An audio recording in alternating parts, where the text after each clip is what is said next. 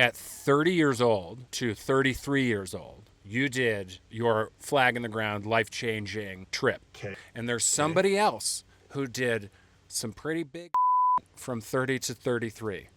And that person was Jesus Christ. Now, I don't know if this makes you outdoorsy gay Jesus, but I am just going to put that on you. Patty, you just came up with the headline for this podcast, Outdoorsy Gay Jesus, and it shall be. This is the Outside Podcast with Patty O. I am a pretty crummy sleeper. At best, I get somewhere between 4 to 6 hours of nightly slumber. Sometimes, though, like a couple nights ago, I bank a whopping 90 minutes. Praise be to coffee. I wish I could blame it on my recent sleep apnea diagnosis, but my soft palate being a lazy jerk is not the real culprit here. It's my brain's nocturnal review of my life's many moments of embarrassment, the social gaffes I keep filed away in the caverns of my cranium. It starts out seemingly harmless, like the time I walked into the chandelier at my homecoming date's house when I was 14. Smacked it so hard the thing swung around like a disco ball. But the memories invariably get heavier as I mull over my drunken 20s and the moments when my character was put to the test and I faltered. There are things we keep so hidden we can't put words to them, as if the breath would bring them back to life. Maybe we let our parents down, crushed the heart of our spouse or child, failed to speak up when someone we love needed us most. Whatever the situation, shame is a fire that we too often stoke with the timber of our heart. The stories we tell ourselves become our reality, and we drag shame through that reality like an anchor. But who would we be if we could unchain ourselves from that shame? We might be more like Mikah Meyer, an endurance athlete and the first person to visit all 419 national park sites on a single continuous journey. I met Micah last spring at the 5 Point Film Festival in my hometown of Carbondale, Colorado. I chatted with him there after he premiered his film Canyon Chorus, which is a beautiful tale about the power of mentorship set against a multi-day raft trip on the Green River through Desolation Canyon in Utah. I've learned a lot about Micah since then, like the fact he likes to run across whole states, and not the small ones. You know, states like Minnesota. In addition to his athletic accomplishments, Micah is a tireless advocate for the LGBTQ+ community and the founder of the Outside Safe Space Project and the group Queers for Christ. Also, he has the singing voice of a Greek siren. But the most amazing thing about Micah is how persistently filled with joy he is. It's a joy that only comes when you've unburdened yourself from the weight of shame. It's how he unburdened himself and the role that his time outdoors played in that process that I found most inspiring. And I think you will too. Micah's cool. Micah's really cool. First things first, burnt toast. I'm ready. Let's rock and roll. What's your last humbling and or hilarious moment outside? I'm training for a marathon right now, and my legs hurt really bad. And I was on a dating app, and some guy said that he worked for a Korean spa. So, like, why don't we meet at your Korean spa? And he was like, well, you know that Korean spas are all naked, right? So it'll be a naked first date. And I said, okay, I'm fine with that. And this past Sunday, I ran 22.22 miles. As I was doing my final mile, he texted me. He's like, I'm too nervous. I can't do this. And I'm like, bro, I am so ready to soak in a Korean spa, and you are canceling on me? Like, come on. So, lesson learned, if you're going to do a first date at a hot springs, do it at a non-naked hot springs or spa, and they're way more likely to show up. Micah, you have just set the bar for burnt toast. Thank you very much. Okay, let's get into it. The 3-year road trip. The first thing that popped in mind when I heard about this is, how many gas station hot dogs did you eat? I know how I eat during like a weekend road trip, and it's not great. My gas station equivalent hot dog was, at the time, it was called the Wendy's 4 for $4, and it was like a hamburger, a 4-piece chicken nuggets, a small fry, and a drink for $4. And let me tell you, as somebody who had no sponsors and was living off a shoestring and a prayer, that became my diet which Yeah. caught up with me. And by 2 years into the road trip, I was the heaviest I'd ever been in my life because I was just eating crap the whole time. And that's what got me into running too, is I was Yeah. like, I can't join a sports league. I can't Yeah. join a gym. I'm never in the same city more than like a few days. So the only workout I could do was running. And I'm like the kid that could never run the mile in school without getting a side ache. And by kid, I mean like K Yeah, through totally. 12, college, master's degree, 20s, like could not run. Uh-huh. But I had no choice. Like this was the only way to get back into the body I wanted. And so Yeah. I got super into running. And now I'm running marathons all the time. And I'm one of those crazy runners that never knows when to stop. Yeah. Well, thanks, gas station. The hot dogs. goal of the national parks road trip was not to get a heart murmur. The goal of visiting all of the national park sites was it was twofold, right? It was to set a new world record, Yeah. and the second part of it was to honor the memory of your father. Road trips are a really good time to get a lot of thinking done. You have a lot of time with the steering wheel and just kind of like spacing out. How did that time help you process the loss of your dad? Well, it was huge. I actually took my first ever independent road trip just a few days after his funeral when I was 19 years old. And when you talk about like processing behind the wheel, that was it, because he had cancer all through my high school years. So like I was taking finals during my junior year, like while he was in surgery getting his esophagus cut in half. And it was like I'm trying to take my Spanish test. So it was a hard 3 years of high school. And then he was in like pretty intense hospice for his final year. We were on seizure watch for him. He was at our house like with all his doctors and nurses coming. And so it was just a lot. And so to just like physically separate myself finally as an adult, as a 19-year-old, and hit the road and just like remove myself from sort of that space that was just like cancer and death for so long and hit the wide open spaces of the prairie. I didn't realize it at the time, but it's like it created the physical space that my body and my mind needed to create the mental space in me that would allow me to start to process what had happened, what life was going to look like going forward, and ultimately how I could still live a life where I felt like my dad was part of it, even if he wasn't physically around. And because my dad always loved road trips, that kind of became my way to connect with him posthumously. So every year I would do one road trip. And like, as I did those road trips and met friends around the country and they said, you know, why are you doing this road trip? I would tell them like, well, my dad passed away at 58. He didn't get to retire. None of us is guaranteed to make it to 81 or 82 or whatever the average male age is these days. So like, I just want to do something in case I die young. And I just realized how many of my peers, like, it helps us get through school, but like we're sold this lie that we're all going to live to our 80s. And that is so not the case. Obviously it wasn't the case for my dad, and he like did everything right. You know, like he had a job he loved, he was saving for retirement. He and my family had built their retirement dream home in Florida, and everything was lining up to like live that American dream. And then it was taken from him unexpectedly by cancer. And so I just really wanted to do something to sort of shake my friends and be like, no, like you're not guaranteed to get to retire. And they weren't getting it with just my little week-long road trips every year. So I was like, I have to put it on steroids and do it when I turn 30, like at an age that feels monumentous. When you're in your late 20s, you're like, oh my God, I'm going to turn 30. My life is going to be over. It's not. It's not. But it just felt like the right time. From the outside looking in, to me, the three main pillars of your personhood are a Christian, an outdoors person, and a gay man.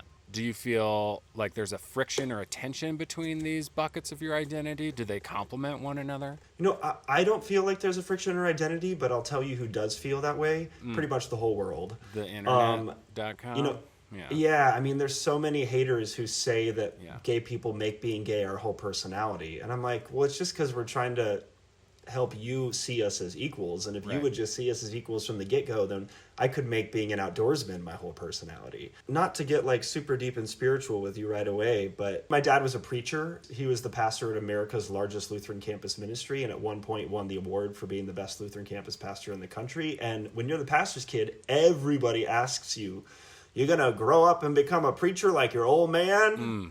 And let me tell you, I always answered with the same answer, which was, heck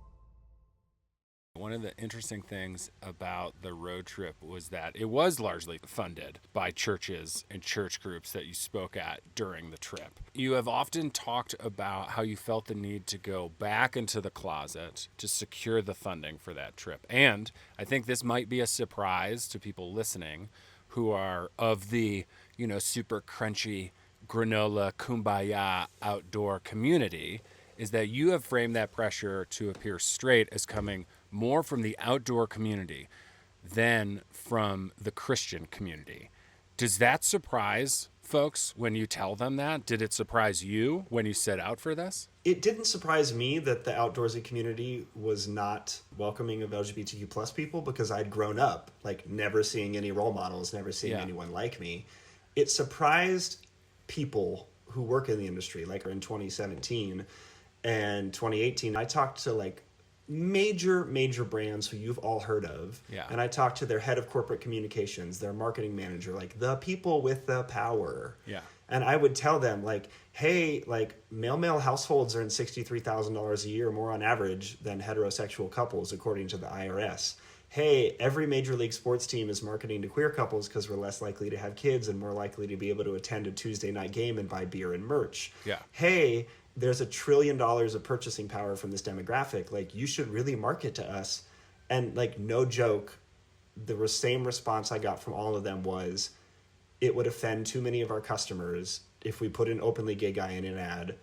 It's just not worth it to us financially. It's our customers are so homophobic that we can't do this. The people That sucks so hard on so many levels. How was that not debilitating? How did you not stop the trip there and then? The members of the queer community who love the outdoors, who were writing me being this means so much to me that you're doing this. That's what fueled me.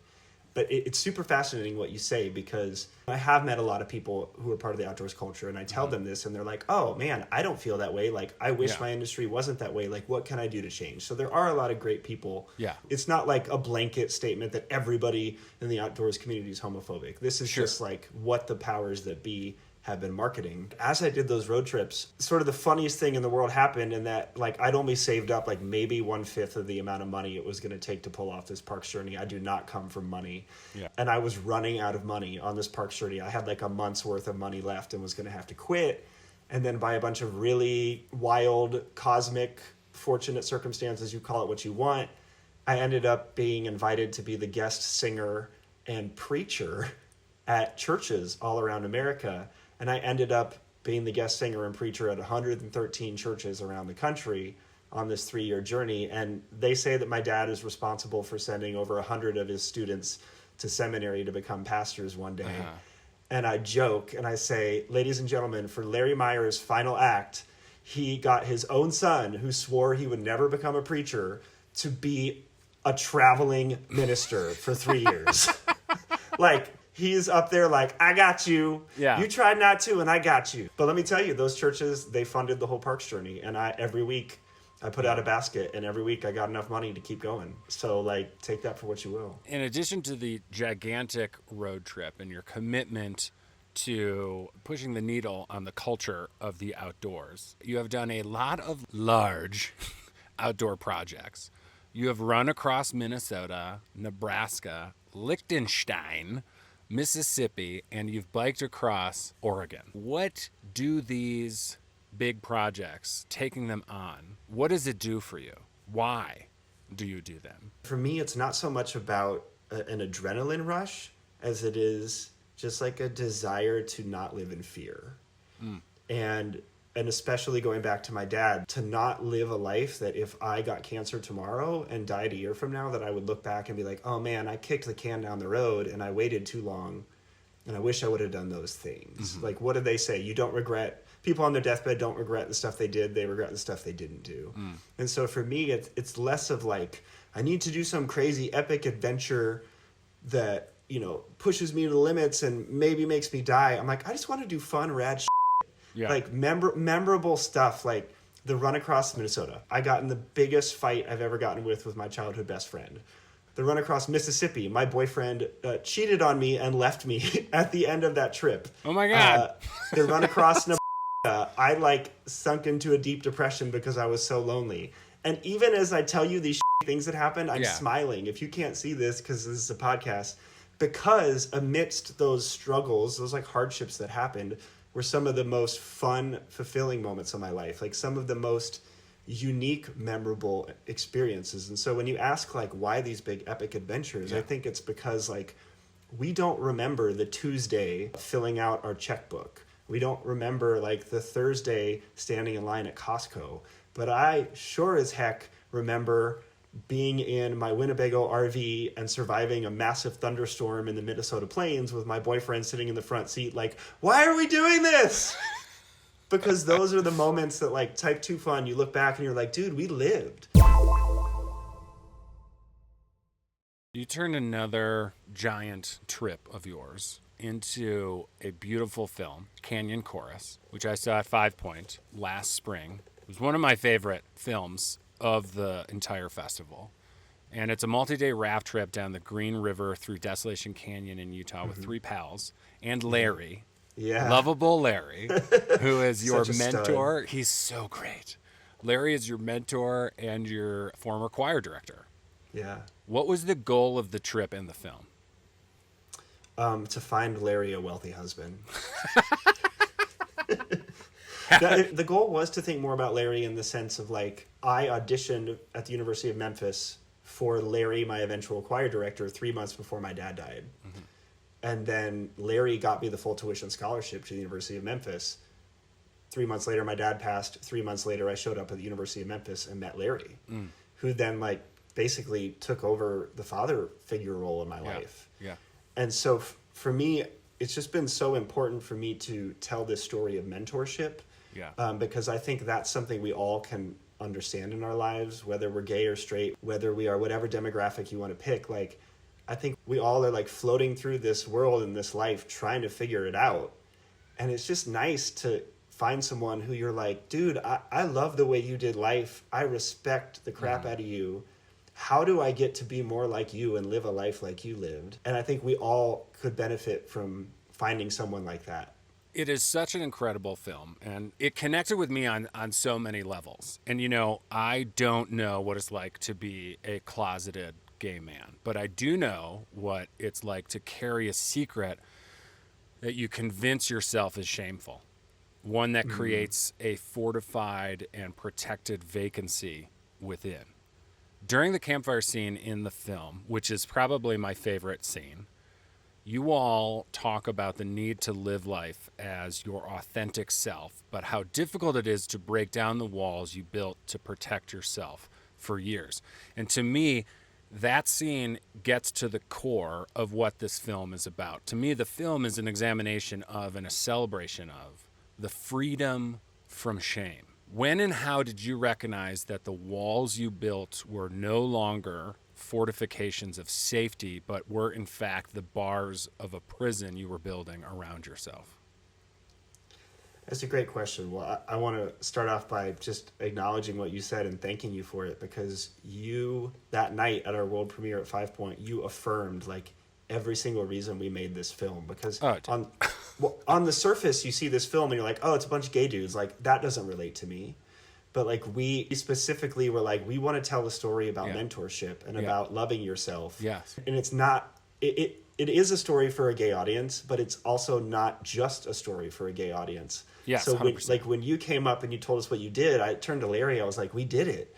Like this was our goal. Like to tell a story that any human being could see themselves and relate to. And so like the fact that you felt that means the world to me, and to anyone who watches this film, I think they'll feel the same way as you. Like they're going to recognize some part of themselves that they felt shame about and that they hid. I grew up genuinely believing, and I went to like a fairly liberal Christian church when you like look at the spectrum of Christianity in America. Yeah. And even then I grew up believing that I could pray my way to being straight, and that like when I went to college, I would like meet a girl that God had made for me, who would then take away these sinful thoughts from my brain, and I would like magically look at her and suddenly be attracted to women.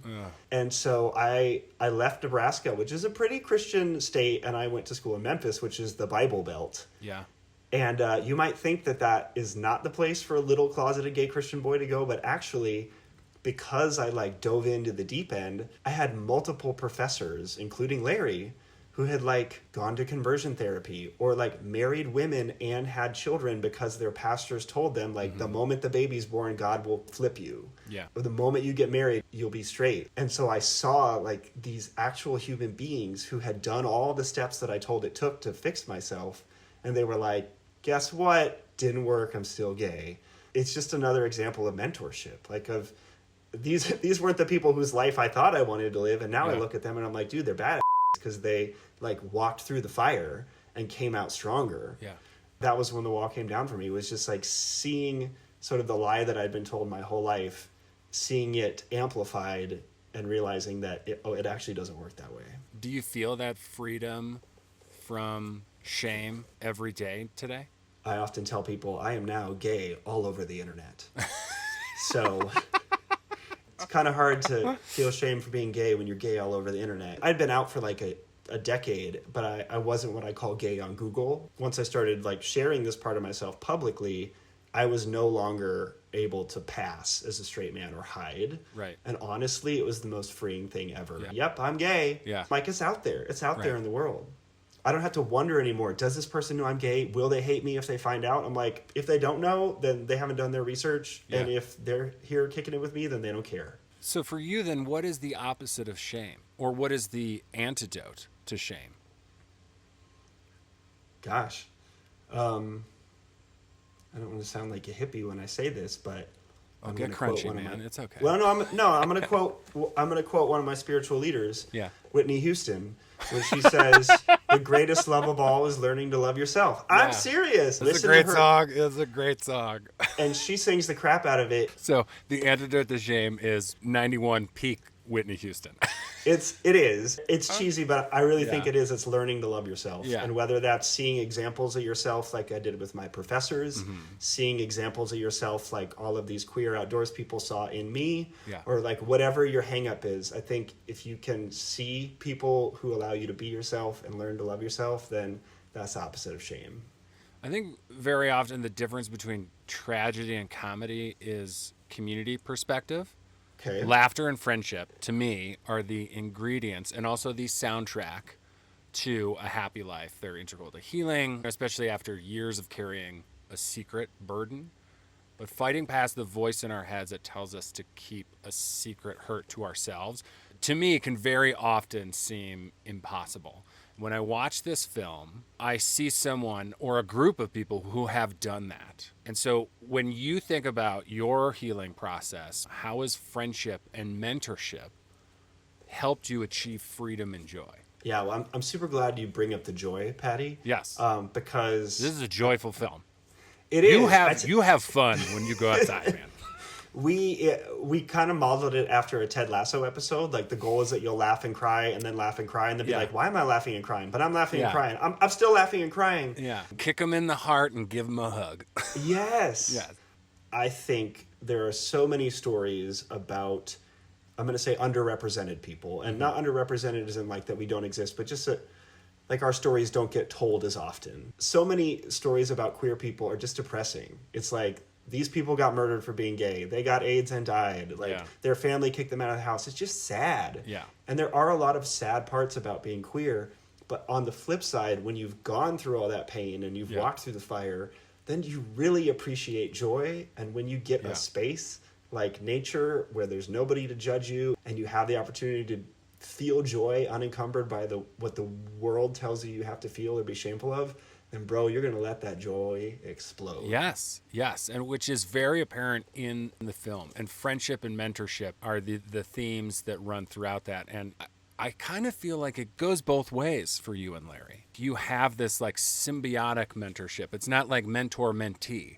You both are mentoring each other. As an outdoor mentor yourself, what do you feel is the most important thing that you wanted to show Larry during this trip? I will have never done as much for Larry as he has done for me, even just by his simple existence and being a role model.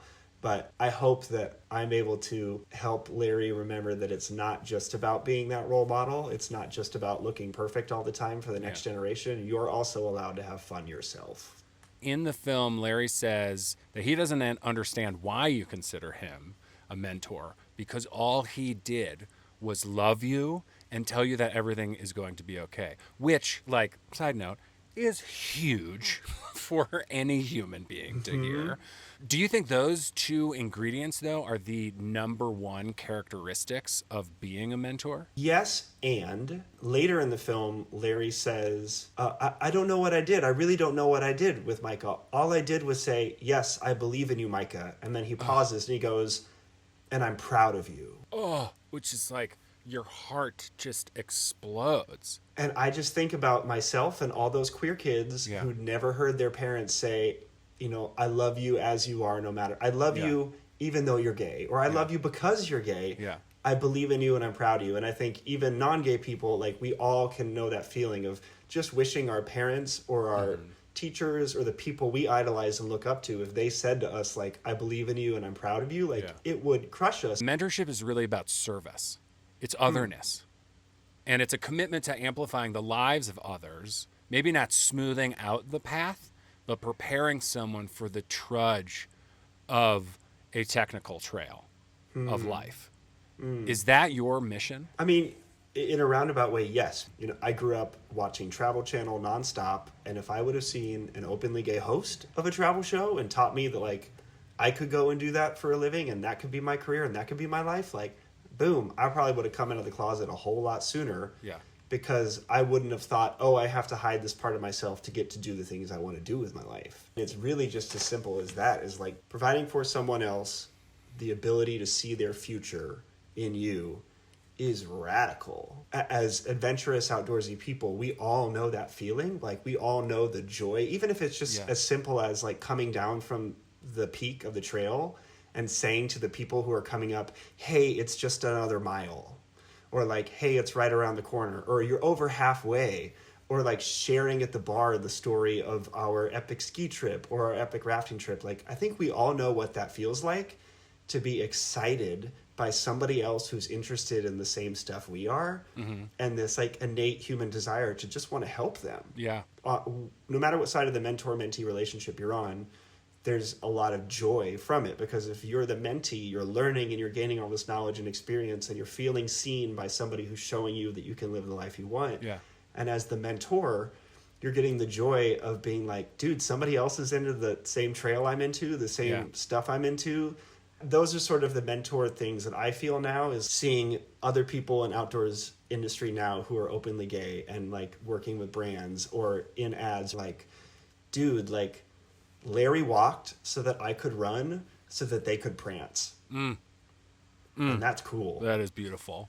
If we could all just have the freedom to get out of our own way and to stop thinking that we're not enough for whatever activity or event or club, then we would all have a lot more freedom and a lot more fun.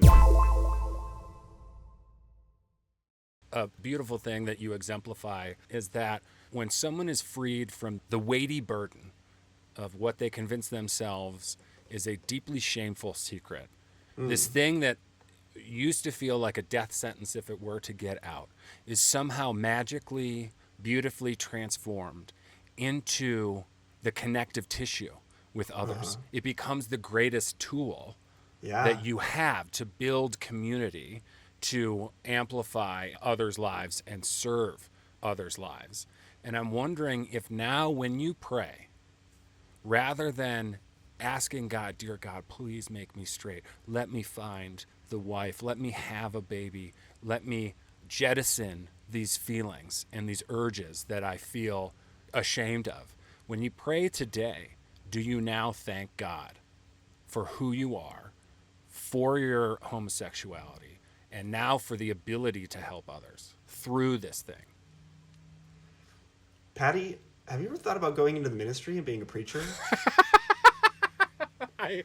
No, I have not. As a recovering Catholic, I have not.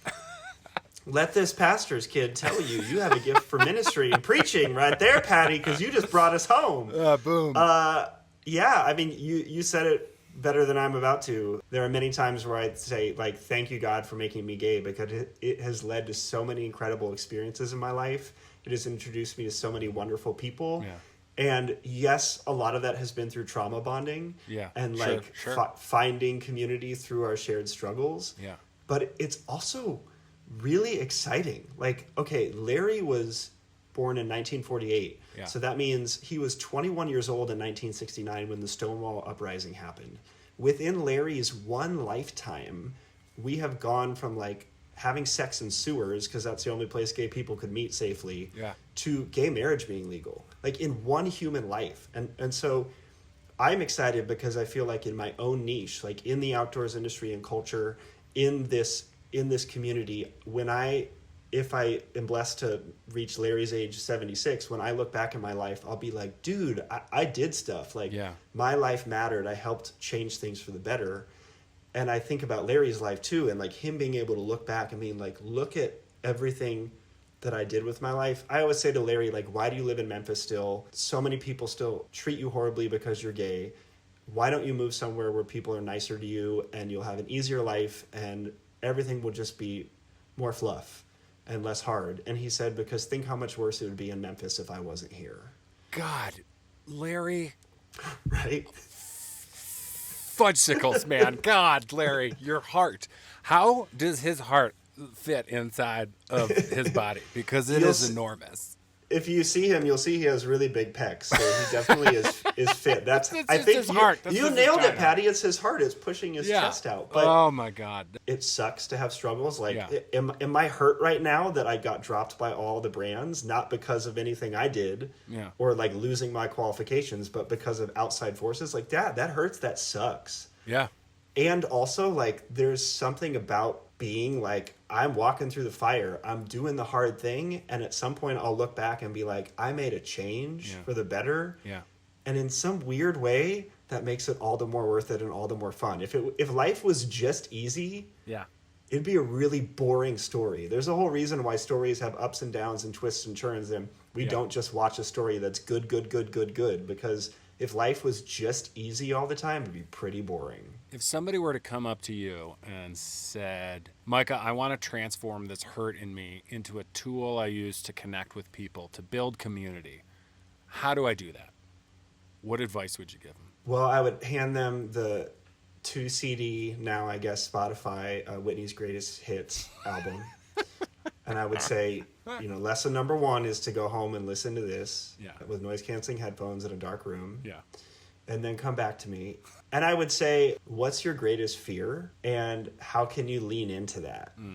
And how can you walk through that and not be afraid of it? Because like my basically biggest fear on my 3-year parks journey was, if America knows I'm gay, they will never crowdfund to this parks journey. I will never get to honor my dad. And like the only reason that people donated was after I came out and shared that thing I was most afraid of. Did people say, hey, here's $20. My gay son really needs to see you finish. Hey, here's $100. It's really important that this role model exists. So the thing that I was most afraid of is what saved me. All right. The final ramble. One piece of gear you can't live without. I am covered in rainbow trees, which is my outside safe space symbol that I made, which is meant for allies to wear when they're in outdoor, rural, and active places to indicate that they are an LGBTQ plus ally. I do not go outdoors without it. Instead of a shameless plug, we're going to call that a prideful plug. Best outdoor snack. I love Lara bars. I eat them all the time. Breakfast, late night snack. I keep some in my car. What is your hottest outdoor hot take? People are sheep, and they go to the same places they see on Instagram that the pretty blonde influencer girl spins in a dress at, and they do the same copy-paste experience. Very frustrated to find out that I am but a wee baby lamb. Micah, thank you, dude. This has been a great conversation. I feel like I could chat with you all day long, especially like about faith and theology and how that shows up in the outdoors. And what was that, Pastor Patty? I'm sorry, I couldn't hear. You're starting a church? Yeah, I'm starting. It's a podcast church where you talk about faith in the outdoors? The Church of Latter-day Mustache. Patty Day Saints. Yes, exactly.